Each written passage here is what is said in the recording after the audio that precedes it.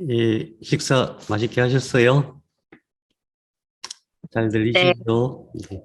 네, 잘 들립니다. 네, 감사합니다.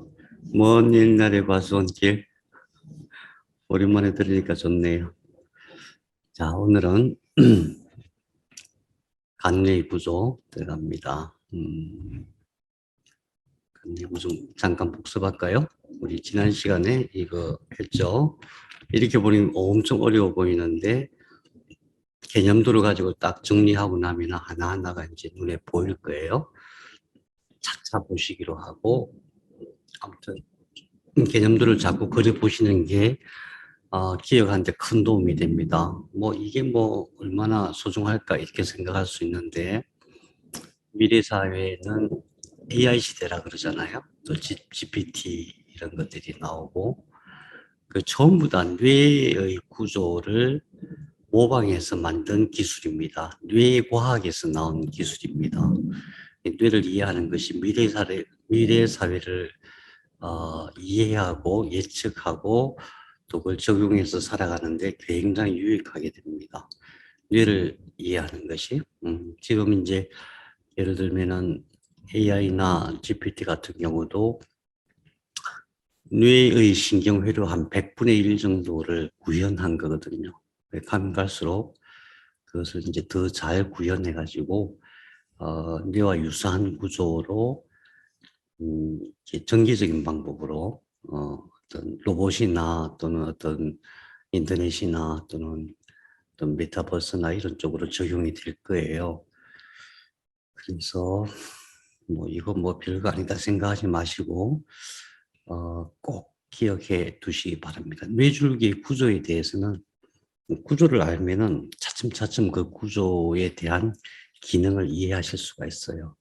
뇌줄기가 굉장히 복잡하지만 그 구조에 대해서는 확실하게 장악을 하고 계시면 좋겠어요. 우리 복습 한번 해보기로 해요. 우선 뇌 십이신경에 대해서는 뭐 다시 반복 안 할게요. 이제 충분히 아시리라 믿어요. 1번, 2번, 3번, 4번, 이게 5번 길게 있다는 거, 6, 7, 8, 8번에 두 개라는 거, 9번, 10번, 11, 12번이 이 위쪽에 있다는 거. 이런 걸 통합하는 구조가 있는데 그중에서 중요한 게 이 뒤에 있는 이 고립노획이라는 거. 고립노획. 뭐뭐를 이 고립노획이 조절한다 그랬죠. 맛을 구분하는 거, 호흡, 혈액, 또 호흡, 혈액, 그 다음에 심장 박동, 혈압이죠, 혈압. 그런 것을 실제로 센서를 다 연결해가지고 관리를 해요. 왜 여기 있냐? 여기에 미주신경이 있잖아요. 미주신경 경로를 타고 센서들이 부착이 되어 있습니다.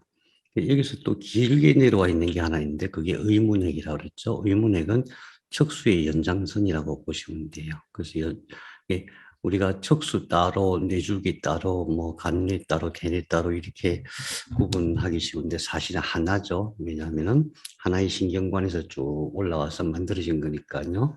그래서 그것이 연합해서 기능을 하게 되는데 구조가 다르다는 얘기는 그 기능이 서로 다르다는 얘기죠. 그렇지만은 다 연결돼 있고 연합해서 작용을 한다. 그리고 이제 통합하는 기능은 항상 상부에 있잖아요. 그죠? 통합하는 기능은. 이쪽에 통합하는 기능들이 있는데 하나씩 보면은 통합하는 기능으로 올라가기 전에 망상체를 한번 지난번 우리 적수할 때 망상체를 보셨는데 저는 망상체가 너무너무 중요하다고 생각해요. 망상체는 어디 있냐 하면 여기 있어요. 이 속에 망상체라고 하는 것은 니트, 그러니까 그물망이란 얘기죠. 그물망 형태의 세포체들이에요. 신경세포체, 세포체, 또 축삭, 돌기, 그 다음에 이제 수용체 이렇게 나누잖아요. 세포체들이 쫙 퍼져 있어요. 이게 아주 비정형으로 퍼져 있는데 이게 모양은 이제 개념도로는 이렇게 나와 있죠. 이게 척수고, 연수고, 교내고 중내인데 이렇게 뭐 샌드위치 저기 뭐야 도나스 아니 뭐지? 제가 요즘 명사를 잘 기억 못해요. 핫도그처럼 이렇게 돼 있는데 사실 이런 실체는 아니고 이게 점점이 쫙 퍼져 있다고 보시면 돼요. 근데 범위가 이렇다는 거예요. 근데 범위가 사실 여기보다 더 넓어요. 여기도 쫙 퍼져 있고 이 위에까지 퍼져 있어요.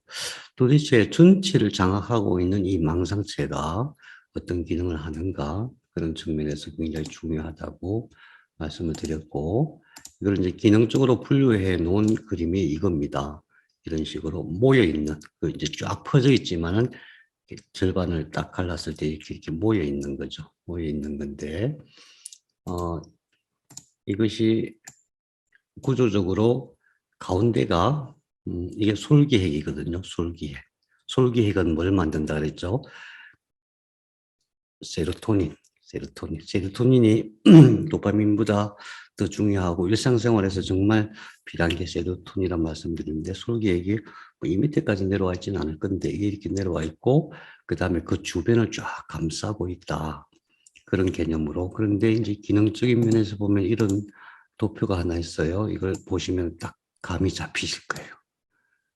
망상체가 모든 것이 여기를 거쳐서 가요. 모든 것이. 그러니까 모든 것이라는 게 뭐예요? 척수를 통해서 올라오는 발끝에서부터 몸통, 트렁크, 장부, 내장, 어깨, 발, 다리, 목 이런 모든 감각이 척수를 통해서 올라와 가지고 그 다음에 뇌 줄기에서 그게 연합되잖아요. 연합돼 가지고 대뇌로 올라가기 전에 여기를 다 거쳐서 간다. 다 거쳐서 간다는 표현보다는 그런 모든 감각을 통제를 한다 이렇게 보시면 돼요. 통제를 하는데 제가 망상체 말씀드릴 때마다 억압을 말씀드리잖아요. 실제로 여기는 전부 무의식적 정보 처리가 되는 영역이니까 우리는 몰라요. 뇌 속에, 이 속에서 무슨 일이 일어나고 있는지 몰라요. 그런데 계속 억압, 세포가 의식이 있다는 걸 가정했을 때 이게 말이 되는 거죠. 어떤 억압이 있을 때 세포들은 자꾸 차단하게 되고 자꾸 차단하게 되면은 꿈을 잃게 돼요. 꿈을. 내가 뭘 할 수 있다. 이걸 잃게 할 수 있다는 생각을 못하게 되고 또 내가 진짜로 원하는 삶을 살지 못한다. 그렇죠.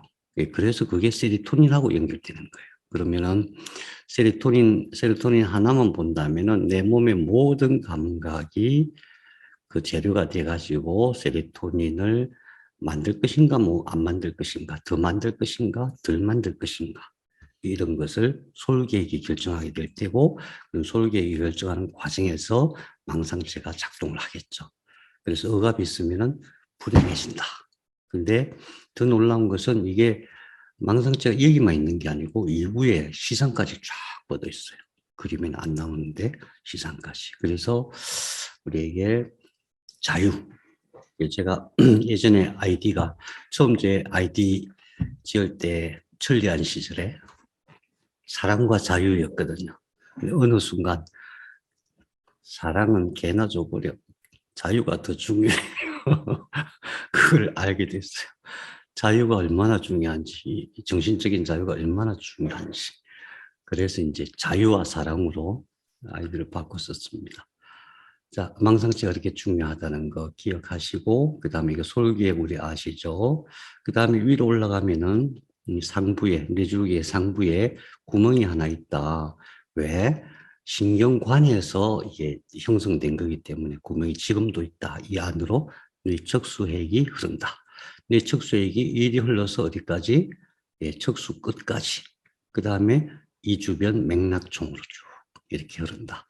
뇌척수의 흐름이 신경을 살리는 데 굉장히 중요하다 이런 생각 하시면 되고 가운데 구멍이 있고 그 뒤쪽으로 이게 흑질이라는 게 있다. 흑질이 도파민을 형성하는 건데 이거는 세로토닌, 이건 도파민. 근데 흑질과 흑질 사이에 있는 이것이 복척, 배쪽 피계 영역. 이걸 피계라고 하잖아요. 상구를 덮고 있는 걸 피계라고 하는데 여기는 등 쪽 피계 영역이고 여기는 배 쪽 피계 영역.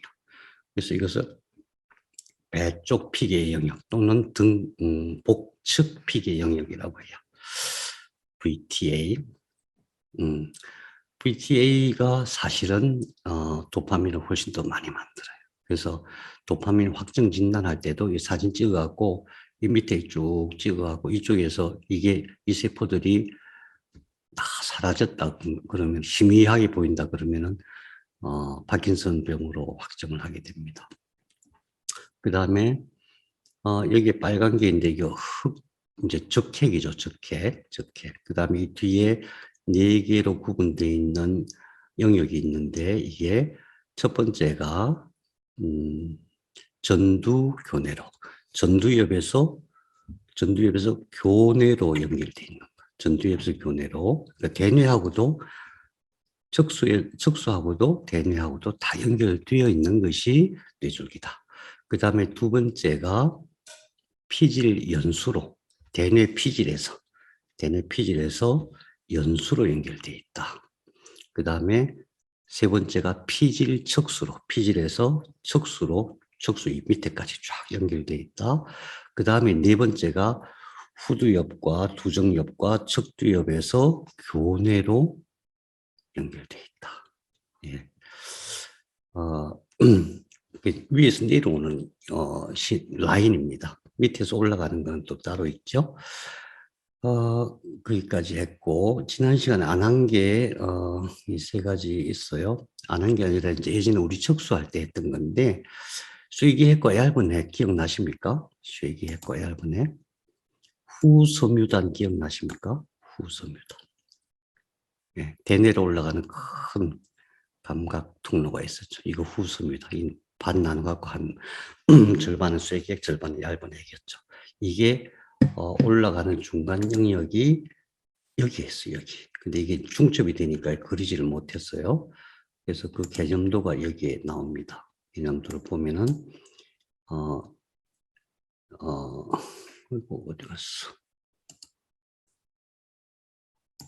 개념도, 여기 쇠기핵과 얇은 핵이 있죠. 뒤쪽으로. 그래서 이 뒤쪽에 위치해 있습니다. 양쪽에 같이 있고, 그것이 척수에서 올라온 모든 운동과 관련된 감각 신호를 여기서 받아가지고 대뇌로 바꿔주는 거. 쇠기핵과 얇은 핵이 있었다. 뭐 크게 기억을 안 하셔도 되는데 우리 척수에서 공부했던 거니까. 그 다음에 올리브핵도 마찬가지로 올리브핵 어디 갔지? 올리브핵 마찬가지로 여기 있다. 올리브핵은 뭐예요? 척수 올리브로 여기서 척수에서 올라온 신호를 소뇌로 다 보내죠. 그럼 소뇌에서 그 근육의 길이, 근육 인장도 이걸 다 일일이 계산해 갖고 척수로도 보내고 대뇌로도 보내고. 그래서 우리의 근육 하나하나 그 길이를 소뇌가 다 계산하고 있다. 그래서 소뇌의 세포가 대뇌보다 더 많다. 대뇌보다 소뇌의 기능을 하는 세포가 더 많다. 슈퍼컴퓨터다. 이렇게 보시면 되죠. 올리브핵. 그런 게 있었던 거 기억하시고, 그 다음에, 청반핵. 이제 청반핵은 새로 나온 건데, 청반핵은 여기에 또 핵이 하나씩 있어요. 우리 이제 뇌에서 작동하는 주요한 호르몬이 세 가지인데, 하나는 세로토닌, 하나는 도파민, 하나는 노르에피네프린이에요. 노르에피네프린을 만드는 게 여기에 있어요. 그것을 청반핵이라고 해요. 청반핵. 도파민은 뭐 파킨슨을 비롯한 여러 가지 뇌질환에 대해서 아실 테고, 세로토닌도 행복감, 즐거움, 우울증 이와 관련됐다는 거 아실 테고, 청반핵은 노르에피네프린은 뭐냐? 공황장애를 일으키는 겁니다. 공황장애. 그러니까 이제 어떤 감각 신호가 오면 이제 위험 신호를 제일 먼저 인식하게 돼 있잖아요. 위험 신호가 오면은 그것은 해석의 영역으로 안 가고 바로 행동할 수 있도록 움직이는데, 모든 위험 신호가 관통하는 데가 편도체라고 했어요. 편도체에서 오면은 그것을 청반핵에서 확 증폭을 시켜요. 근데 그게 과도하게 증폭되는 것이 바로 공황장애, 불안. 근데 이게 어느 정도 그 불안감이 어느 정도 심하냐면 막 죽을 것 같은 거예요. 죽을 것 같다. 엄청나게. 공황장애 앓는 분들 되게 그렇죠. 또 그것도 마찬가지로 이 부분이다. 그럼 이 부분이라는 건 어떤 의미냐? 모든 것은 척수에서 올라오고 여기서 연합되어지는 것이다. 그러니까 정반액 하나만 가지고 그게 해결되는 게 아니다. 노르에피네프린을 왜 못 만드냐라고 정반액을 맨날 나무란다고 해서 정반액이 잘 만드느냐, 그게 아니라는 얘기죠. 정반액이 노르에피네프린을 잘 만들 수 있는 여건이 돼야 되죠. 그 가장 기초가 척수에서 올라오는 감각신호고, 또 뇌 12신경이 갖고 있는 감각신호, 그 다음에 그것을 연합한다는 것은 다른 모든 장기들, 오장육부를 포함해서 혈관, 림프관, 그런 것들 다 연합해가지고 여기서 연합해서 처리된 그 정보에 의해서 만드느냐 안 만드느냐, 많이 만드느냐 적게 만드느냐를 결정하는 거예요. 공황장애가 발생했다는, 그래서 의식의 영역에서 볼 때는 그냥 나는 아무 잘못이 없는데, 나는 그냥 열심히 잘 살았는데 정반액이 일을 잘못해서 공황장애가 왔어, 이렇게 생각하기 아니고 내 모든 삶의 영역에서 나를 불행하게 하는 것이 무엇인가, 나를 불편하게 하는 것이 무엇인가. 사실은 불행은 자기가 만드는 거잖아요, 자기 의식이. 그런데 내 의식이 튼튼하려면 몸이 튼튼해야 된다. 몸이 건강해야 된다. 그래서 운동하고 식사가 그것을 결정한다. 나머지는 이제 지위의 영역으로 가는 거죠. 자, 여기까지 복습을 하고, 자, 이제 간뇌로 갑니다. 간뇌라는 게 뭐냐? 항상 기억할 것은 처음에 세포가 이렇게 쫙 와가지고 이렇게 뭉쳐 있다가 엄마 자궁벽에서 영양이 탁 들어오면 이게 갑자기 쫙 펼쳐져고 두 개의 막 같은 판이 된다 그랬죠. 거기서 두 개의 위층판이 또 분화해가지고 삼배엽을 만들죠. 삼배엽 중에서 맨 위에 있는 외배엽이 평평한 세포판인데 그게 똘똘똘똘 말려가지고 관을 만든다. 그 관을 신경관이라고 하고, 그 관이 쭉 올라오는 거예요. 그 관이 쭉 올라와서 한없이 올라갈 수는 없는 거잖아요. 어느 일정 시점이 되었을 때. 그걸 누가 정할까요? 어느 일정 정도 크기가 됐을 때 이게 탁 막혀요. 이게 이렇게 막혀요. 그걸 누가 정할까요? 왜? DNA 다 프로그램이 되어 있는 거예요. DNA. 참 놀랍죠? 위치, 크기, 간격, 모양, 이런 것들이 DNA. 그걸 이제 호메오박스, 혹스 유전자라고 하거든요. 혹스 유전자 분들이. 그래서 쭉 올라가다 여기서 탁 막혀가지고 어떻게 되냐면은, 여기는 이제 척수겠죠. 척수. 여기가 제4뇌실이에요. 제4뇌실에서 소뇌가 만들어지죠. 여기가 여기가 이제 중심관인데, 이 중심관은 항상 이 안에 뚫려 있어요. 그래서 어떻게 봐야 되냐면은, 중심관이 이렇게 쭉 올라올 때에 세포들이 바깥에서 이렇게 분열해가지고 이렇게 커지는 게 아니고 이 안쪽에서 커져요. 안쪽에서. 중심관이 있으면은, 엄마 뭐 뱃속에 있을 때 뭐 태아기 많이 있겠죠. 이럴 때에 이 중심관, 신경관 그 안쪽에서 세포들이 계속 분열해요. 세포는 뭐 끊임없이 분열을 하고 있으니까. 그리고 엄청나게 빠른 속도로 엄청나게 많은 세포들이 계속 분열해갖고 여기서 이렇게 빠져나가는 형태로 만들어져요. 그래서 이렇게 쭉 와갖고 여기가 제4내실이 되고 여기가 제3내실이 되고 여기 뭐가 툭 튀어나와요. 이게 망막이 돼요, 나중에. 그래서 망막은, 우리 눈은 뇌가 외부로 나와 있는 유일한 어떤 신경 구조인 거죠. 망막은 뇌다, 눈은 뇌다, 이렇게 봐야 됩니다. 그렇게 해서 쭉 올라가고 이걸 만드는데 이게 바로 뭐냐 하면은 이게 바로 뇌실이에요. 뇌실. 이게 아주 굉장히 중요합니다. 그럼 여기서 나머지는 어떻게 만들어진 거냐? 세포는 여기서 계속 만들어져요. 이 안에서. 쭉 올라와서 계속 여기서 분열해요. 우리가 죽을 때까지 세포는 계속 분열하는 거예요. 계속해서. 엄마 뱃속에는 엄청 빠른 속도로. 우리의 성장기에도 굉장히 빠르죠. 나이가 들면서 그 분열 속도가 늦어져요. 지금도 이 속에서 우리의 뇌실 속에서 세포가 분열될까요? 만들어질까요? 안 만들어질까요? 지금도. 지금도 만들어지고 있다는 게 큰 비밀입니다. 여러분 알고 계세요? 남들한테 얘기하지 마세요. 이거 엄청난 비밀이에요. 뇌실, 우리 뇌 중앙에 뇌실의 세포가 계속 만들어져요. 그래서 여기 있는 세포들이 쭉쭉 뻗쳐 나와가지고 간뇌가 되고, 그 다음에 대뇌가 되는 거예요. 여기서 이제 더 이상 못 자라게 프로그램이 되어 있잖아요. 그럼 여기서 이제 구멍이 하나 뻥 뚫려요. 그래서 그쪽으로 쭉 뻗어 나와가지고, 중격핵이라고 그쪽에서 이제 기본적인 기능을 다 하는데, 거기서 그러니까 사람을 만드신 신은 참으로 엄청난 설계를 하신 거예요. 거기서 딱 거치면은 그냥 일반적인 동물과 같은 존재가 될 텐데, 거기서 엄청난 또 다른 기능을 할 수 있는 뇌가 만들어지게 하는 거예요. 그래서 여기서 우리가 뭘 알 수 있냐면은, 이것이 엄마 뱃속에서 일어나는 현상이란 말이에요. 그런데 지금도 그런 일이 벌어지고 있다. 그러니까 이 속에서 만들어진다. 뇌실 속에서. 그래서 우리가 지금까지 공부한 거 여기 척수, 그 다음에 여기까지, 여기가 그러니까 뇌줄기죠. 뇌줄기. 그 다음에 간뇌. 그 다음에 이걸 덮고 있는 대뇌. 이렇게 구분해서 공부를 합니다. 간뇌와 대뇌는 뇌실이 만들었다. 지금도 만들었냐? 지금도 만든다. 이것이 정말 큰 비밀이에요. 얼마 전에, 오래지 않았어요. 얼마 전에, 몇 년 전에 그런 논문이 나오기 시작했어요. 뇌교무종이라고 들어보시죠? 뇌암세포가 왜 생기냐.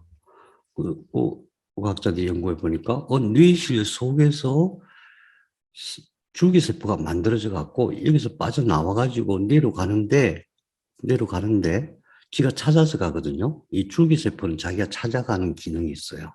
찾아가는 능력이 있어요. 찾아가는데 이게 줄기세포에서 뇌세포가 되려면은 뇌도 이제 세포의 종류가 몇 가지 되거든요. 그럼 이게 분화를 해야 돼요. 변화해야 돼요.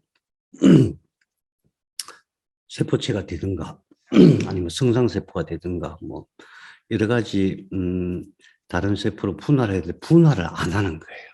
분화를 안 하면은 변화를 안 하면은 최종적으로 거기에 이제 자기 목표를 가지고 분할을 안 하면 이게 한없이 커져요. 그게 바로 뇌암이에요. 뇌교무종. 특히 소아뇌암 같은 경우가 정말 안 되는 이유가 그건 전부 줄기세포예요. 줄기세포를 치료하는 암치료법이 다시 말하면 유전자 문제이거든요. 줄기세포를 치료하는 치료법이 없으면은 이런 이제 흑색종이라든가 또 뇌교모종이라든가 또 재발 전이된 것들 이런 것들은 치료가 잘 안 되는 거죠.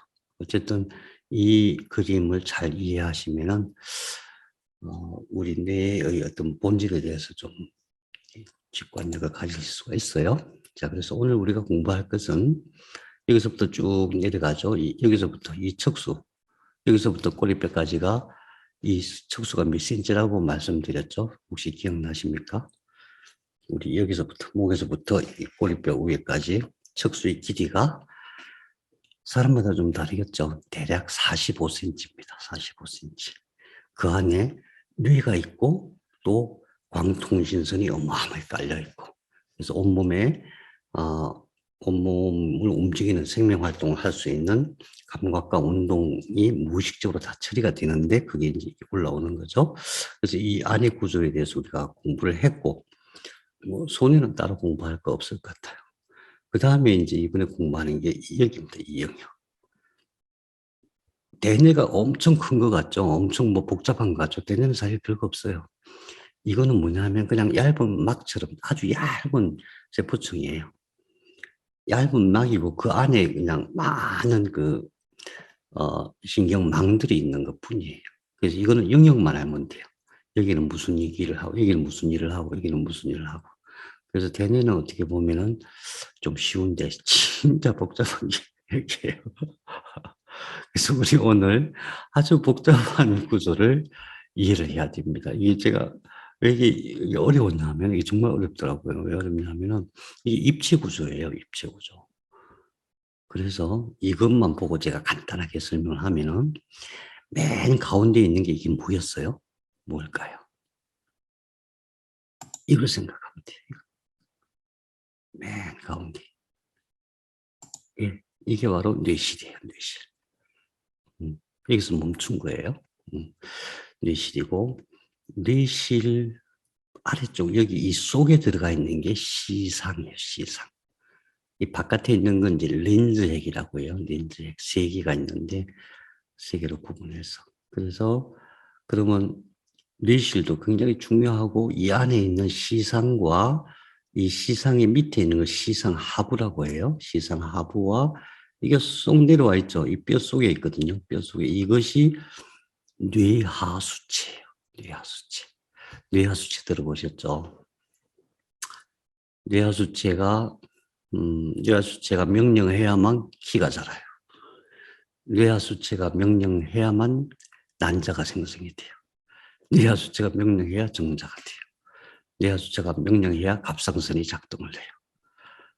모든 수분 생명활동, 또 오장육부 이런 것도 여기서 명령하는 호르몬을 만들어서 쫙 보내야 돼요. 뇌하수체 얼마나 중요한지. 그렇죠?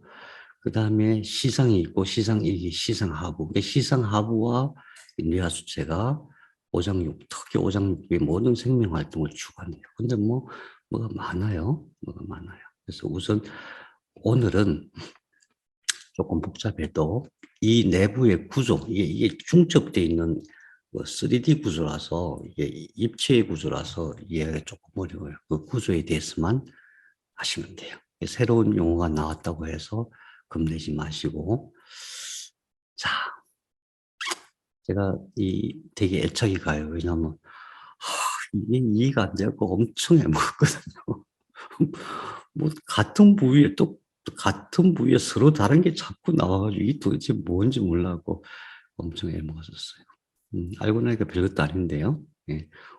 그래서 이런 거입니다. 이 간뇌라고 통칭하는 게, 간뇌는 사실은 이게 뇌줄기라면 간뇌는 사실은 뇌실, 간뇌, 변연계, 기저핵을 다 합해서 간뇌라고도 하고, 이걸 또 구분해서 뇌실, 간뇌, 변연계, 기저핵이라고 분류하기도 해요. 뇌실은 아까 말씀드린 그 부분이거든요. 그 뇌실이 뭐죠? 뭔가 줄기세포가 계속 만들어지는 그 영역. 그 다음에 간뇌는 시상과 시상하부, 시상 및 핵 이런 것들이고, 변연기라고 하는 것은 이게 뭐가 막 나와 있죠, 복잡하게. 이게 엄청 중요한 역할을 해요, 변연기. 기저핵이라고 하는 것은 여기 밑에 있는 여러 가지 핵들, 중요한 핵이라고 하는 것은 세포체, 신경세포체들이 왕창왕창 모여 있는 데거든요. 세포체가 모여 있으면 어떤 특별한 기능이 있다고 그랬죠. 모세혈관이 모여 있어도 어떤 특별한 기능이 있고, 이렇게 구분해서, 그래서 뇌실, 간뇌, 변연계, 기저핵 이렇게 구분해서 제가 설명드릴게요. 근데 이제 기능상으로 보면 이게 이제 여기는 모든 감각과 운동 이게 통합되고, 여기에서 사실은 감정이 만들어집니다. 감정, 느낌, 기억. 여기서 만들어져요. 근데 어떻게 만들어지냐면 무의식적으로 만들어져요. 과거의 기억 이런 것들도. 그리고 그 기억을 인출해하고 현재의 기억하고 짜 맞춰가지고 또 감정을 만들고 그래요. 그래서 그 기능이 굉장히 중요해요. 그러니까 이거 튼튼해야 되겠죠. 그래서 이게 나중에 대뇌로 가면, 대뇌는 이제 최종 관리자예요. 최종 관리자. 그래서 대뇌는 뭐 그냥 그런가 보다 하면 돼요. 여태까지 또 뇌 공부할 때도 대부분 대뇌의 기능에만 집중되어 있는 경향이 있는데, 대뇌가 뭔가를 하려면은 여기서 뭔가가 잘 돼야 되는 거죠. 그래서 우리가 성격이나 인격을 얘기할 때도 전부 이거 문제입니다. 성격이나 인격이 뭔가 잘못됐을 때 그 사람 우리가 정죄할 수 없는 이유가 뭐냐 하면은 그 사람이 그러고 싶어서 그러는 게 아니에요. 물론 자기의 삶이 자기를 만들기는 했지만은 뭔가가 지금 문제가 생긴 거예요. 뭐 그게 억압일 수도 있고 내 스스로 만든 뭐 어떤 그런 것일 수도 있고 또는 그런 것도 있어요. DNA에 이제 메틸화가 돼 있잖아요. 그 조상의 기억들이 많이 있거든요. 예, 그런 것들이 발현되는 경우도 있고 그런데 그런 모든 것들이 여기서 일어나요. 그래서 이게 엄청 중요하겠죠. 예, 구조만 이걸 모르면은 사람을 이해한다는 게 불가능한 것 같아요.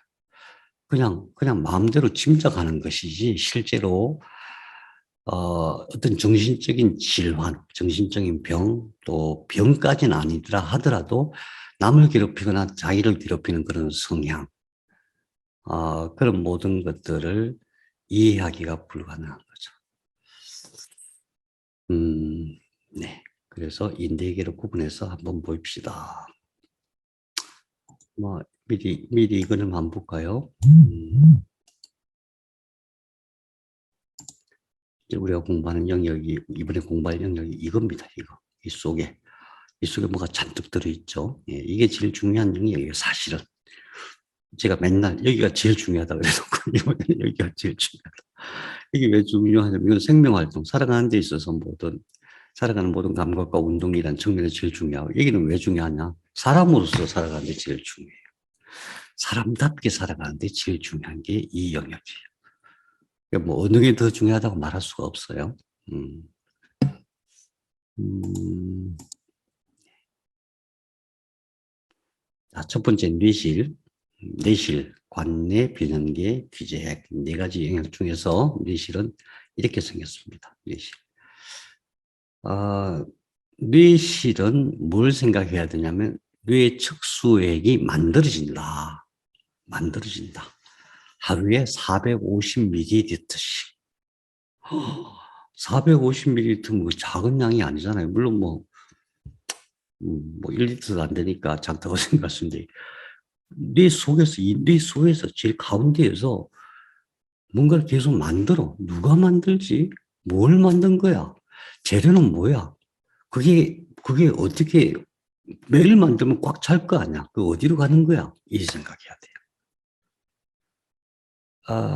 그게 우리가 사람이 될 때 신경, 신경관에서 그 안에 꽉 차 있던 게 바로, 예, 그게 또 액체란 말이죠. 액체인데, 사람이 되고 나서 이것을 이제, 수명이 다하는 날까지 뇌를 청소하고 뇌에 영향을 주고 또 뇌의 손상된 신경을 복구를 하고 새로 고치고 하는 모든 물질이 다 여기서 만들어져요.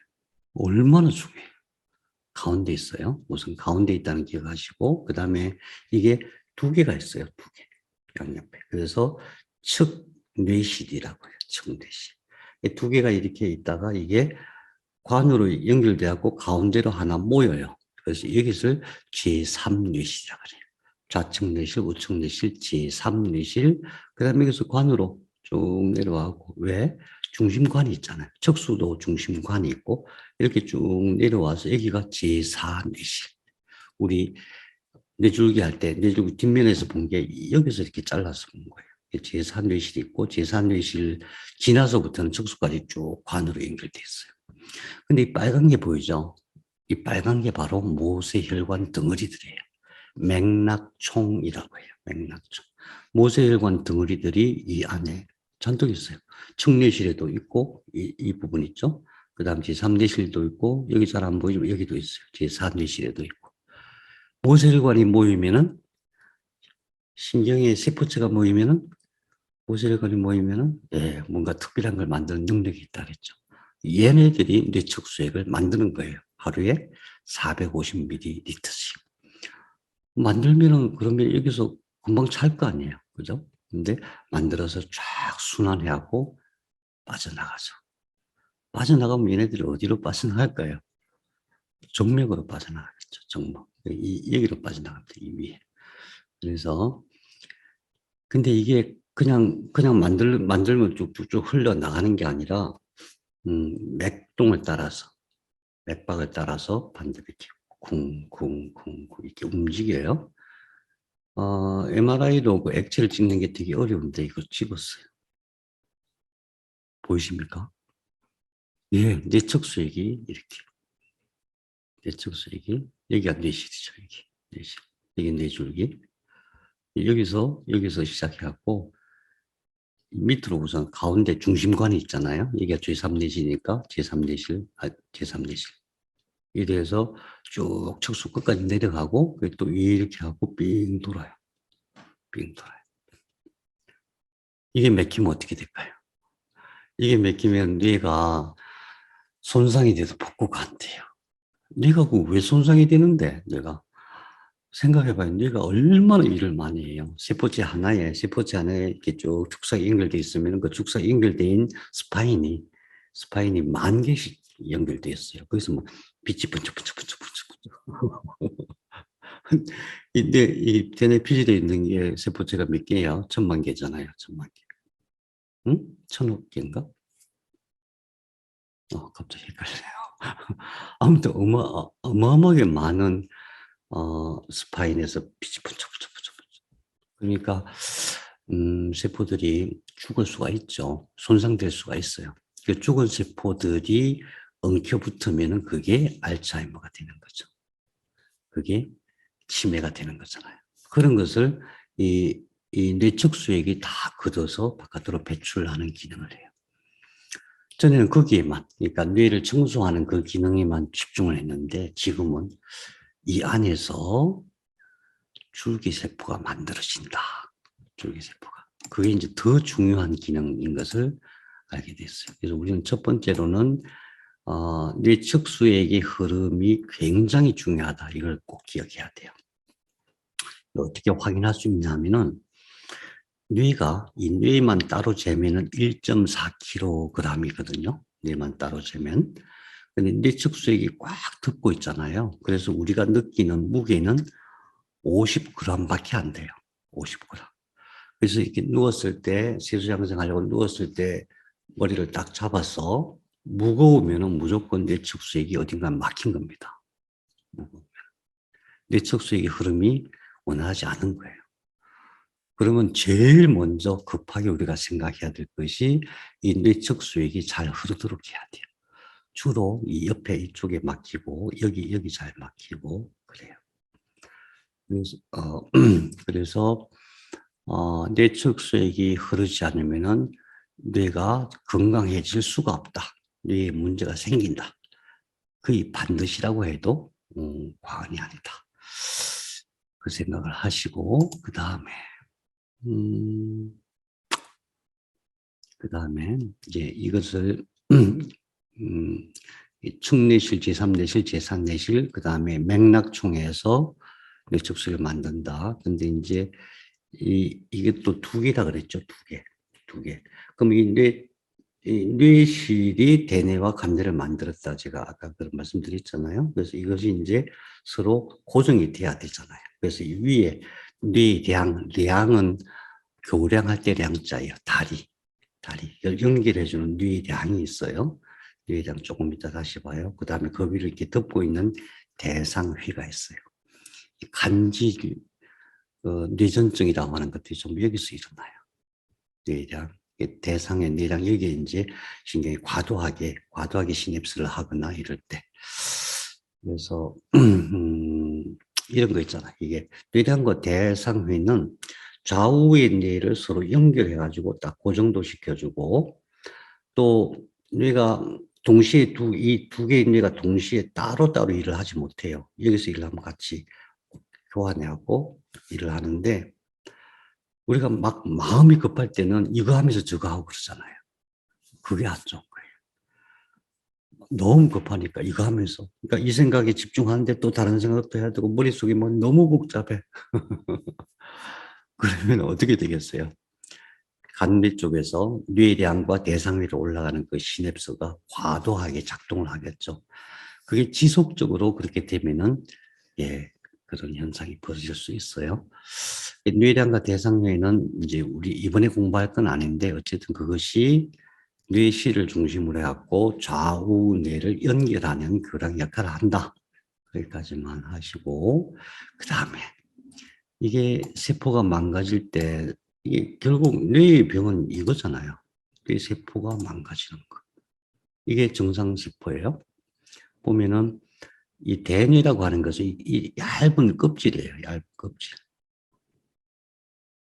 이 속 들어가 있는 여기를 이랑, 이 바깥으로 나와 있는 툭 튀어나온 고랑이라고 해요. 이랑과 고랑으로 된 막이에요. 그러니까 여기서 다 어떤 현상들이 대뇌 현상들이 일어나요. 특이한 것은 다른 거는 우리가 몰라요. 그래서 무의식적 정보처리. 나는 몰라. 나는 모르는데 뇌에서 일어나는 거고 여기서 일어나는 건 전부 내가 알아요. 내가 의식할 수, 내가 알아차릴 수가 있는 거예요. 그런데 이게 건강하게 이렇게 있어야 되는데 이렇게 막 이게 뭐예요? 이 차이가 뭘까요? 이 차이가? 이 차이가 뭐냐면 세포가 죽은 거예요. 뇌세포가 죽은 거예요. 뇌세포가 죽었다. 그러면 이걸 딱 그림을 보면서 직관적으로 왜 뇌세포가 죽었을까? 누가 죽였을까? 뭐 특별한 경우를 제외하고 일반적으로 치매나 알츠하이머나 파킨슨 또는 노화, 뇌가 노화되는 거, 기억력 감퇴하고 동작이 뭐 느려지고 하는 그런 모든 것들은 전부 다 뇌세포가 죽은 현상이다. 왜 죽었을까? 이 안에 있는 게 백질, 하얀색 보이죠? 이것들이 이제 뇌를 도와주는 세포들과 신경망들이에요. 이것도 원인이 돼요. 이게 튼튼하지 못하면, 왜냐하면 뇌세포에 영향을 주고 지켜주는 게 이 세포들이니까 이게 튼튼하지 못하면 그럴 수가 있다. 직관적으로 알 수가 있는데, 두 번째로 뭐냐 하면은 뇌 안에 있는 불순물들을 잘 제거하지 못해서 그래서 뇌척수이 그렇게 중요하다는 거예요. 실제로 이런 현상이 일어나는 거죠. 이게 알츠하이머 환자의 뇌예요. 네. 그 다음에 또 한 가지, 건강한 사람. 그러니까 아직 뇌가 그렇게 노화될 단계가 아닌데, 이렇게 되는 경우는 또 한 가지는 뭐냐 하면은 여기에 뭐 문제가 생겼다고 해서 한번 뇌세포가 죽었다고 해서 그냥 삶이 끝나는 게 아니에요. 우리 몸은 그렇지가 않아요. 우리 몸은 그렇잖아요. 부러지면 그게 다시 붙고, 찢어지면 다시 붙고, 회복되고, 간 막 3분의 1 잘라내도 그냥 한두 달 만에 확 새로 생기고, 그러잖아요. 얘도 마찬가지로 회복될 수 있는데, 회복 시스템이 망가진 거죠. 회복 시스템이 결국 뇌 세포인데, 세포가 스스로 회복하는 기능이 있어요. 모든 세포는 손상된 세포를 수리하는 기능이 있어요. DNA도 수리를 해요. DNA가 어떤 생명 물질을 만들었을 때, 단백질을 만들었을 때, 그게 잘못 만들어지면은, 잘못 만들어진다는 게 뭐냐면, 이게 각도가 잘못 꺾이는 거예요. 그런 것들 다 갖다가 샤페론이라고 싹 다시 수리하고 그래요. 그런 것들이 왕창 있어요. 근데 그게 안 된다. 그거는 뭐냐 하면은, 완전히 이제 망가지는 상태에서 최종적으로 줄기세포가 나와줘야 돼요. 그래서 우리가 뇌는 뇌의 기존 세포들을 건강하게 하는 것도 중요한 치료 방향이고, 두 번째는 뇌 줄기세포가 활성화될 수 있도록 해주는 것도 아주 중요한 치료법이에요. 왜 그러냐면 뇌 줄기세포는 뇌의 줄기세포만이 아니에요. 뇌 줄기세포는 혈액의 줄기세포이기도 해요. 우리 혈액 그러면은 혈액은 줄기세포가 뭐예요? 원래 모세포가 뼛속에 있는 골수세포라고 알고 계시잖아요. 저도 그렇게 알고 있었죠. 그러면 골수세포는 어디서 만들어질까? 그 논문들이 제가 백혈병 걸리고 나서 나오기 시작하더라고요. 그전에는 그런 게 없었어요. 근데 제가 뇌를 공부하면 직관적으로 뇌 줄기세포와 혈액세포는 뇌실에서 만들 수밖에 없다 이런 생각을 하게 되는데 어쨌든 골수세포의 줄기세포가 바로 뇌 줄기세포예요. 누가 만든다고요? 뇌실에서 만드는 거예요. 뇌실에서. 그래서 뇌실을 건강하게 하는 것도 굉장히 중요한 치료 방향이다. 이렇게 보시면 되겠죠. 여기 보면은 과연 뇌줄기세포가 만들어지느냐에 대해서 뭐 갑론을 봐도 심해요. 근데 이게 뇌실이에요. 잘 보이십니까? 잘 좀 흐릿하죠. 이게 뇌실이에요. 측뇌실 두 개가 있다 그랬죠. 이 안에서 이 안에서 세포들이 만들어져요. 세포들이 만들어져 가지고 이게 이 안에서 만들어져 가지고 바깥으로 나오는 거예요. 이 논문도 나온 지 오래 안 됐어요. 10년도 안 됐어요. SVGT라고 되어 있죠. 서벤트리칼 존이라고 뇌실 하 영역이라고 해요. 그래서 이 안에서 세포가 주기세포가 만들어졌고 이 바깥으로 이렇게 뿜어져 나와요. 바깥으로 뿜어져 나와가지고 뇌를 수리하고 뇌 부족한 부분을 채우기도 하고 마찬가지로 혈액도 그렇게 처리를 해요.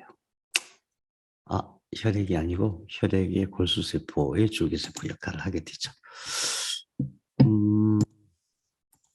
이것도 굉장히 이제 딱 직관적으로 탁 느낌이 오는 그림이에요.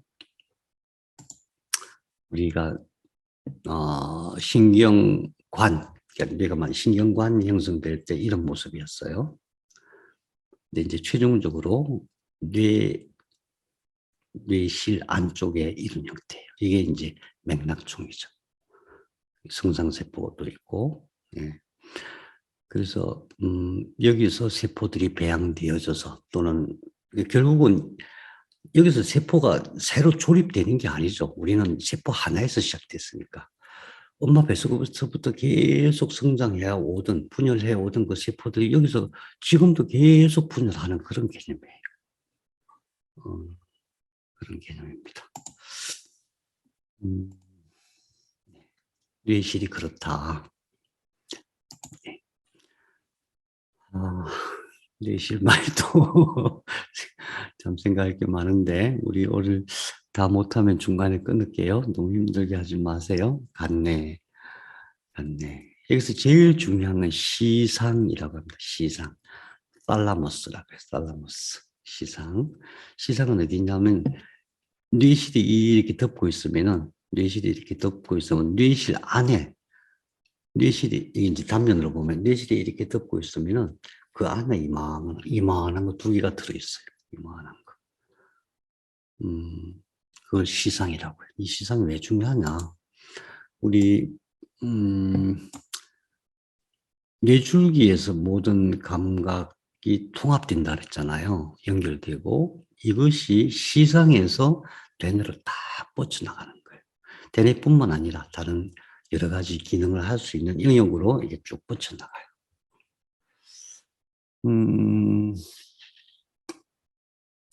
감각이 중요하거든요. 감각.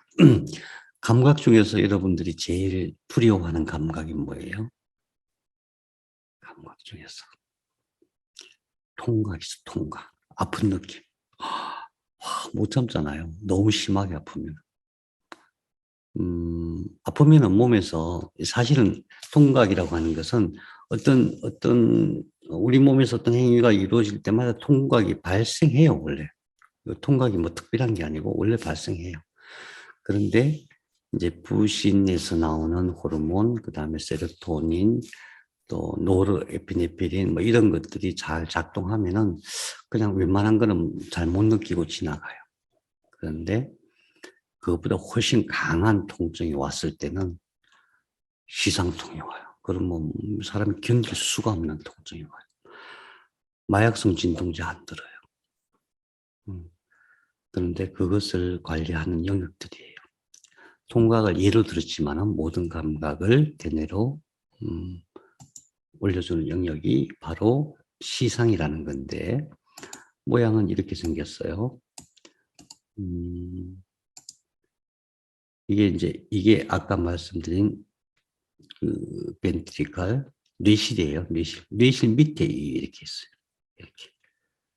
이 시상도 이제 여러 영역으로 나눠야 되는데 어쨌든 뇌실과 더불어서 뇌실은 이런 구조체 안에서 그 안에서 뇌척수액을 만드는 기능을 하지만은 시상은 모든 감각을 통괄하는 거예요.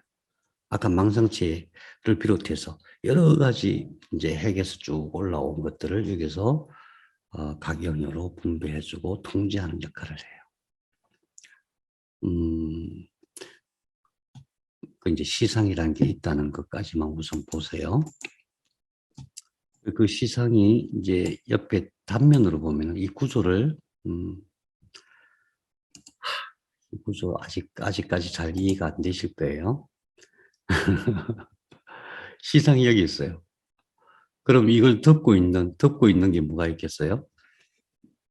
이게 지금 이렇게 잘린 거예요. 잘린 거. 시상이 이렇게 있어요. 이 시상 위를 이렇게 덮고 있는 게 바로 뇌실이죠. 그죠? 아니, 뇌실인데 왜 꼬리핵이 있어? 꼬리핵. 뭐 조갑이핵이 있고 창백이 있고 이게 중첩돼 있어요. 해마가 있고 편도가 있고 편도, 해마, 꼬리핵 이런 것들이 벤트리칼 그 뇌실하고 붙어 있어요. 그래서 우리가 입체적으로 구분하기 어려운 거예요. 그래서 어떻게 기억하셔야 되냐면은 우선 뇌실이 중심에 있고 그 뇌실이 이런 모양으로 생겼거든요. 그 가운데에 시상이 들어가 있다. 시상이 들어가 있다. 그런데 이 벤트리칼 뇌실 주변에 꼬리에 밑에 해마에서부터 시작해갖고 또 다른 구조체가 있다. 이렇게 보셔야 돼요. 우선 창배핵과 조갑핵 빼고 그것만 생각하면 시상이라는 게 여기 있는데 시상 위에는 원래는 뇌실이 있고 뇌실과 붙어서 꼬리핵이 이렇게 있다. 꼬리핵이 있는데 이 밑에가 편도고 편도체. 엄청 중요해요. 편도체. 그 다음에 여기는 안 나와 있지만 그림 안 나와 있지만 편도체와 더불어서 같이 있는 게 해마라는 거예요. 그래서 우선 이제 간뇌라고 할 때는 이 시상 밑에 있는 영역을 시상하부라고 해요. 시상 밑에 있는 영역을 시상하부, 그 끝에 있는 걸 뇌하수치라고 해요.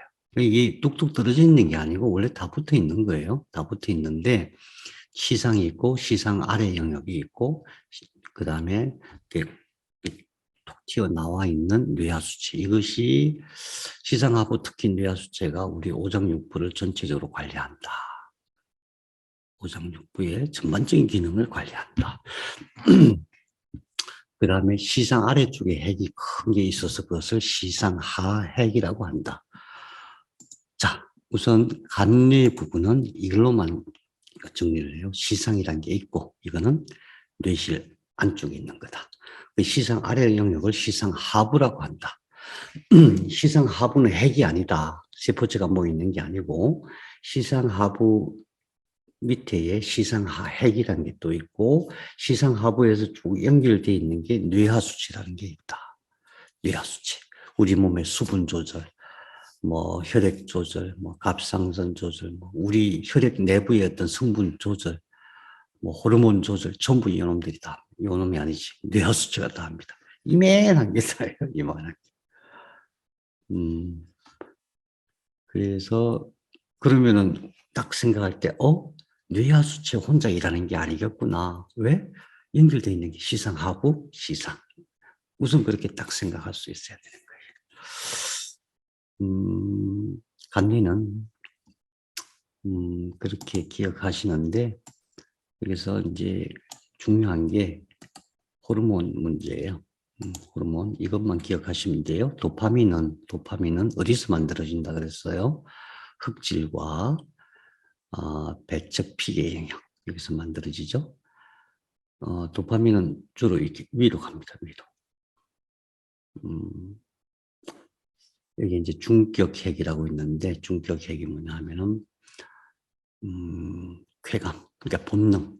우리 인간의 가장 근본적인 본능이 식욕, 성욕, 또 갈증, 그 다음에 보상. 내가 뭔가 열심히 하는 이유는 앞으로 거기에 대한 보상이 있기 때문이잖아요. 그런 걸 통제하는 것이 뇌중격이라고 하는데 이게 결국 도파민하고 연결되어 있는 거예요. 도파민이 없으면은 쾌감이라는 게 없어요. 우리가 쾌감 그러면 굉장히 좀 퇴폐적인 느낌을 주는 건데 그 생각을 확 바꾸시기를 바랍니다. 쾌감은 굉장히 중요합니다.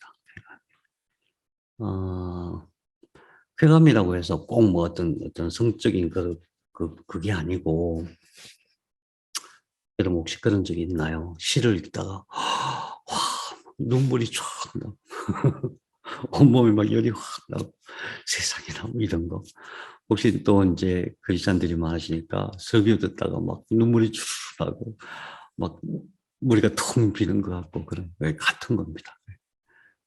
그런데 놀라운 것은 도파민이나 세로토닌 이런 거 작동할 때 이게 항상 음량으로 작동해요. 이게 뭐 도파민 많이 나온다고 해서 쾌감, 기쁨, 만족 그렇지가 않아요.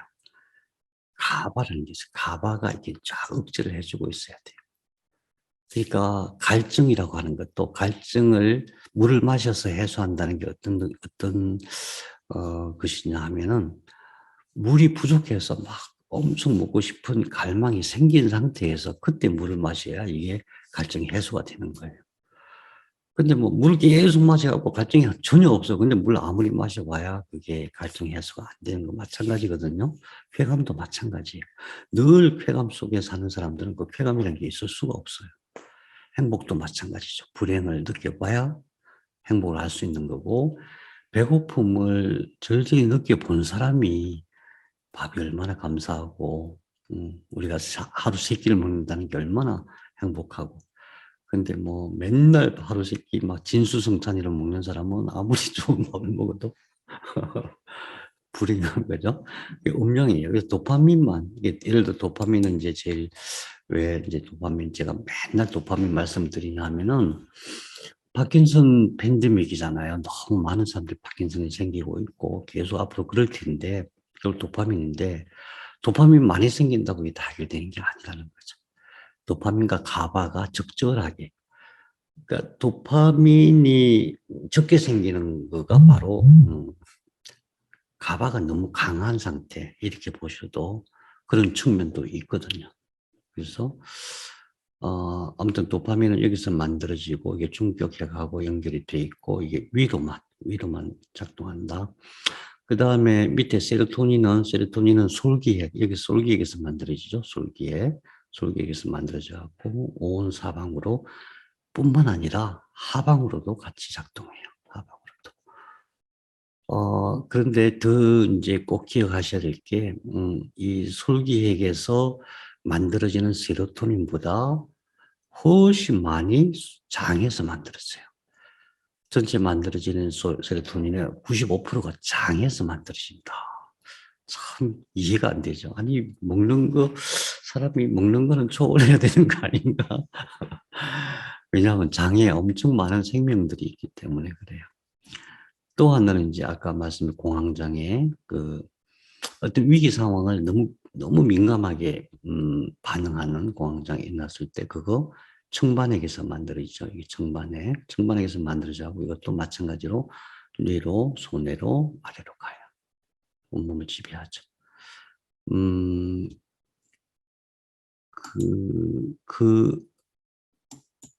그것을 관리하는 게 바로 시상이고요. 시상 하부고 그렇습니다. 그래서 그런 느낌들이 결국 소화장애를 일으켜요. 그러면 소화장애만 일으키냐? 간도 문제가 생기고 모든 장기에 영향을 미칠 수밖에 없는 거죠. 음, 어, 이거는 이제 시간이 지나면 지날수록 뇌가 이런 모습을 보이는데 이것은 이걸 이제 전에는 자연적인 현상이다. 자연적인 노화 현상이다. 이렇게 봤던 거고 지금은 그게 아니다. 이 노화는 병이다. 처음이 아니죠. 얼마 전까 지금도 마찬가지지만은, 그 세포의 수명과 관련된 것이다. 이렇게 생각을 했어요. 세포의 수명이 딱 정해져 있다. 하나님이 사람의 수명을 정해놨다. 그렇게 생각했는데, 그래서 이제 텔로미어에 집중했었죠. 텔로미어가 계속 이제 세포 분열을 할 때마다 조금씩 잘라지게 돼 있어요. 구조적으로 그렇게 돼 있거든요. 그러면은 텔로미어가 짧아지면 그걸 복구하는 물질이 있어요. 그 텔로머레이즈라고 해요. 텔로머라제 또는 텔로머레이즈라고 해요. 암세포는 텔로머레이즈가 있어갖고 얘가 안 죽어요. 그리고 생명체 중에서 영원히 사는 놈들이 있어요. 죽지 않고 사는 놈들. 영원이란 말은 좀 부적절하겠죠. 왜냐하면 인간이 관찰할 수 있는 한계가 있으니까. 근데 어쨌든 전에는 이것은 자연스러운 것이다. 나이 들면 자연스럽게 이렇게 되는 것이다. 그게 아니다. 텔로미어만의 문제가 아니다. 세포가 스스로를 갱신시키는, 혁신시키는 그런 시스템이 문제고, 그것을 이제 극복하는 연구들이, 결과들이 많이 나오고 있습니다. 제가 감히, 저는 이제 꿈얘기니까 꿈 얘기하는 거하고 거짓말 하는 거 다른 거잖아요. 그죠? 저는 이제 꿈을 막 얘기하면 나중에 어떤 분들이 그때 약속해 놓고 왜 안 지키냐고 막 따지셔가지고 곤란할 때가 많은데, 내가 말을 안 해야 되는데, 말을 안 하면 또 참을 수가 없어요. 이 약을 대충 알겠어요. 그래서 제가 그 젊어지는 약을 앞으로 3년 안에 만들도록 하겠습니다. 여러분들에게는 전부 공짜로 드릴게요. 비용이 별로 많이 안, 박수 치시는 여러분은 무조건 평생 공짜로 드리겠습니다. 하나씩 실험을 하고 있는데, 이제 저 혼자 생각하면 이게 막 혹시 내가 틀린 거 아닐까 이렇게 생각할 수 있는데, 많은 과학자분들이 막 저와 같은 의견을 말씀하시고, 그러니까 그분들이 더 많이 연구하셨고, 더 빨리, 저보다 훨씬 앞서서 연구하신 분들이죠. 그래서 그런 약을 만들도록 하겠습니다. 약으로는 제가 못 만드니까 건강식품으로 만들도록 하겠습니다. 재료를 어디서 구할지까지는 알아놨습니다. 제가 먼저 먹어볼게요. 제 얼굴이 좀 젊어지지 않았나요? 뻥입니다, 뻥. 3년 안에 만들겠습니다. 그래서 결국은 뇌가 튼튼해지려면 결국 어떻게 돼야 되느냐. 예를 들면 이거 도파민이란 말이에요. 평소에 도파민이 이렇게 많이 나와요. 이게 나오게 하려면 어떻게 해야 돼요? 이게 전기적인 신호가 작동이 돼야 되잖아요. 전기는 누가 이렇게 해요? 나트륨. 그 다음에 전기적인 신호가 작동이 된다 하더라도 이 안에 이 소포체들이 이 안에서 바깥으로 쫙 뿜어져 나와야 돼요. 뿜어내는 게 뭐라고요? 칼슘. 예. 우선 그래서 그건 기본이에요. 의사, 약사 처방을 안 한다 하더라도 우리가 음식으로 충분히 섭취할 수 있지만은 증상이 심할 때는 이제 나트륨, 칼슘 기본적으로 보충을 해줘야 되겠죠. 그래서 이것이 정상인데 안 나와, 도파민이. 안 나와. 이게 나오면 이거 받아들이는 또 리셉터가 있어요. 수용체가 있어요. 수용체가 있는데 이게 안 나와. 그래서 그게 이제, 파킨슨이 되잖아요. 파킨슨 증상이 나타나잖아요. 그럼 파킨슨 증상이 나타나면 무슨 약을 먹냐 하면은 L도파를 먹어요. L도파. L도파가 뭐냐면 이게 리셉터예요. 리셉터. 그러니까 이게 적으니까 이걸 확 늘려가지고 적게 나온 걸로 왕창 갖다가 섭취를 시키는 거죠. 그래서 이 한계가 있어요. 이걸 회복시켜야 되죠. 누가 회복시킬 수 있을까? 이런 것들 같이 한번 연구하기로 해요. 여러분 변형계 다음에 할게요. 간뇌까지만 하고 변형계 기저약 이것도 해야 되는데 이것만 해도 좀 머리가 아프실지 몰라요. 그래서 변형계하고 기저약은 다음에 할게요. 이게 일단은 뇌실을 기준으로 해갖고 뇌실 안에 시상이라는 게 있다. 시상 하부가 있다. 뇌하수치가 있다. 뇌실에서 뇌척수를 만들어서 쭉 뿜어준다. 그게 뭐 여러 가지 이제 핵들에 대한 얘기 이런 게 있는데 우선은 다음 주에 연결할게요. 우선은 그 구조에 대해서 내가 그러니까 그림을 보고 구조를 이해할 수 있으면 돼요. 이 그림을 보고 내가 이 내부 구조를 이름을 대고 설명할 수 있으면 돼요. 그러면은 나중에 여기서 의식으로 이어지는 모든 경로를 쉽게 이해할 수가 있어요. 이 영역을 또 한 47개인가 나눠놨거든요. 브로드만 영역이라고. 그래서 이제 대학교에서는 그거 다 뭐 1번은 뭐 2번은 뭐 이렇게 공부하겠죠. 근데 우리 그럴 필요가 없어요. 중요한 영역들만 연결시키면 돼. 그래서 대뇌는 오히려 쉬울 수가 있는데 관뇌를 다 이해하시고 관뇌 구조를 다 이해하시고 대뇌까지 이해하셔서 거기에서 우리의 의식이 어떻게 만들어지는지 우리의 생각이 어떻게 만들어지는지 제가 지난 시간에 그랬잖아요. 사는 것은 결국은 생각하는 거다.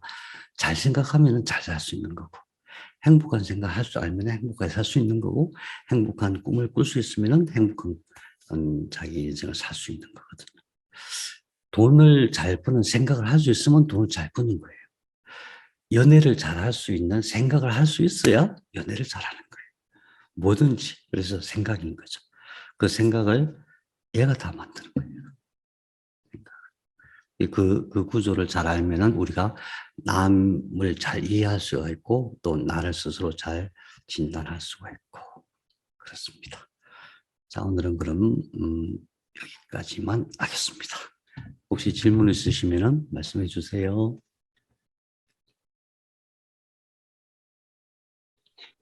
선생님, 네, 치매나 그 알츠하이머가 네, 그 뇌척 수액이 제대로 순환이 안 돼서 뭐 오는 병일 수 있다고 말씀하셨는데, 네. 그 치매가 진행된 치매도 이 양전류를 통해서 치료할 수가, 뭐 좋아질 수가 있는 건가요? 네, 저는 예를 들면 이제 뇌가 많이 망가진 상태, 그러니까 예를 들면 돌이킬 수 없을 정도로 망가진 상태일 가능성도 있어요. 그럴 경우는 되게 어렵겠죠. 왜냐하면 시간 싸움이니까. 네, 네. 예를 들면 뭐 한 20년 동안 내가 망가져 왔다. 그러면 앞으로 20년 동안 열심히 하면은 어떨지 몰라도 이 치료라고 하는 것이 하면서 조금씩 좋아지는 게 눈에 보일 정도가 돼야 그 방법을 택하게 되잖아요. 예, 그런 건 어렵겠지만은 그러나 어떤 식의 치료를 한다 하더라도 물론 약물 치료도 해야 되겠죠. 어떤 식의 치료를 한다고 하더라도 뇌쪽 수액이 잘 흐르게 하고 그다음에 뇌실이 활성화돼서 뇌줄기세포가 잘 만들어지게 하게 하는 것은 모든 치료에 앞서서 치료가 잘 될 수 있는 여건을 만들어 주는 거죠. 그러면은 저 중앙에 어떻게 넣는 거냐. 그런데 여러분, 제가 오늘 아주 너무 쉬운데 사람들이 잘 모르는 비밀을 말씀드릴게요. 신경은 뭘로 되어 있냐면은 세포차 축삭으로 되어 있어요. 아니? 그게 무슨 비밀이야? 축삭은 전기선이에요, 전기선. 전기선. 그래서 저 속에서도 전기선이 쫙 나와 있잖아요. 사실 치매 원리도 그런 거거든요. 치매 원리도. 이 축삭이 얼마나 뻗었냐면은 우리 척수가 45cm 정도 된다 그랬잖아요. 거기도 전기선이 쫙 나와 있잖아요. 수백만 개씩. 근데 이 전기선이 1m까지 뻗어 있을 수가 있어요. 장부까지도 들어가고 다리 끝까지도, 허리에서 다리 끝까지. 그러면 전기선 끝에서 전기를 착 하면은 어떻게 되겠어요? 끝까지 착 하겠죠. 전기의 끝에 건전지 딱 되면 끝에서 불이 반짝. 그렇죠? 예. 그래서 뇌 속도 그런 원리로 에너지를 넣을 수가 있다. 제가 이제 사실은 많이 안타까운 게 뭐냐 하면 예전에 이제 알파님이 기기, 파동과 관련된 기기를 많이 만들어 주셨는데 그 중에서도 전사의 원리를 이용한 여러분들께서는 전사기 그러면 뭔가 되게 신비하게 생각할 수 있는데 그 원리가 과학적으로 예전부터 정리가 되어 있었어요. 세 개의 주파수를 이용해요. 미국에서 처음 그 파동 그에 대한 논문들 나올 때는 두 개의 주파수를 이용해야 된다. 그러니까 원래는 사람들이 주파수 하나만 가지고 뭔가를 하려니까 되게 어려웠어요. 잘 안 돼. 근데 막 몇 년을 실험을 했어요. 매일같이 어떤 세포에다가 이 주파수 쏴보고 현미경으로 관찰하면서 수천 번을 했어요. 그래서 찾아낸 게 뭐냐면, 두 개의 주파수를 같이 넣어줘야 돼. 이런 원리였거든요. 그래서 이제 거기서 제프도 나오고, 사실은 신부온열기, 병원에서 하는 신부온열기도 그런 원리예요. 두 개의 주파수가 같이 들어가요. 근데 알파님이 2012년도인가 13년도인가 만드실 때 세 개의 주파수를 썼어요. 아마 그거는 저한테 아마도 그분이 저한테 무슨 얘기 해 주실 때는 아무한테도 얘기하지 말라고 그러시는데 저는 뭐 예 그래 놓고 뭐 그 다음날 바로 다 얘기해 주고 좋은 건 나눠야지 뭐 이러면서 말판님이 막 얘기하지 말라는데 왜 또 얘기하냐고 하시고 아무튼 그게 아주 특별한 비밀이에요. 근데 문제가 뭐냐 이 약해요. 깊이 못 들어가요. 깊이. 그래서 지금 이제 만들어진 양절기 신분 다 강력하거든요. 강력한데 그게 이제 그 원리가 그 약의 어떤 특성, 약의 파동을 전사해서 깊이 넣어줄 수 있는 그런 게 좀 적용이 돼야 되는데 물론 이제 알파님 만드신 것도 있고 뭐 외국 사이트 가보면 전사기들이 많이 있는데 그거 갖고 안 되는 걸 제가 알았어요. 그게 전기의 힘만으로 안 되고 빛 에너지도 필요하고 진동 에너지도 필요하고 그래요. 그래서 제가 그런 거를 만들고 싶습니다. 좋은 엔지니어를 만나야 되는데 제가 만들 줄 모르니까 회로도 가지고 만들 수는 없잖아요. 예, 아무튼 더 좋은 기기가 나올 줄로 믿습니다. 뭐 현재 우리한테 그런 기기가 있다는 것만 해도 참 감사한 일이죠. 네, 감사합니다. 밤늦게 피곤하실 텐데 수고도 많으셨고요. 우리 또 다음 주에 뵙겠습니다. 고맙습니다. 감사합니다. 예, 안녕히 감사합니다. 주무세요. 감사합니다. 감사합니다. 네, 감사합니다. 감사합니다.